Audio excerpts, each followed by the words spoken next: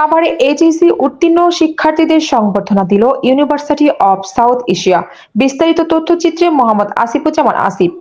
সাভারে এইচএসসি পাশ করা শিক্ষার্থীদের সংবর্ধনা দিয়েছে ইউনিভার্সিটি অব সাউথ এশিয়া। বুধবার দুপুরে সাভারের উত্তর কাউন্দিয়া এলাকায় বিশ্ববিদ্যালয়ের নিজস্ব ক্যাম্পাসে উপজেলার বিভিন্ন শিক্ষা প্রতিষ্ঠানের শিক্ষার্থীদের মাঝে ক্রেস্ট তুলে সম্মাননা প্রদান করা হয়।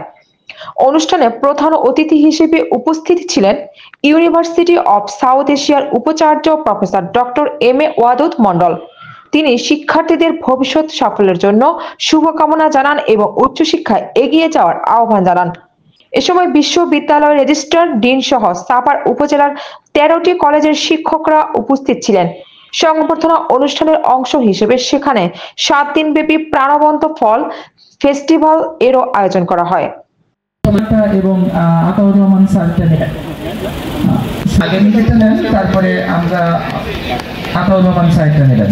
Sir assistant teacher, creative education centre. আমি এরপরে অনুরোধ জানাবো আরিফ মিলন স্যার। আরিফ মিলন স্যারের জন্য একবার হাততালি দেন সবাই please. Mohammad Ali Yakub Ali school and college থেকে আমাদের আরেকজন নেওয়ার জন্য। এরপরে অনুরোধ জানাবো জাকির।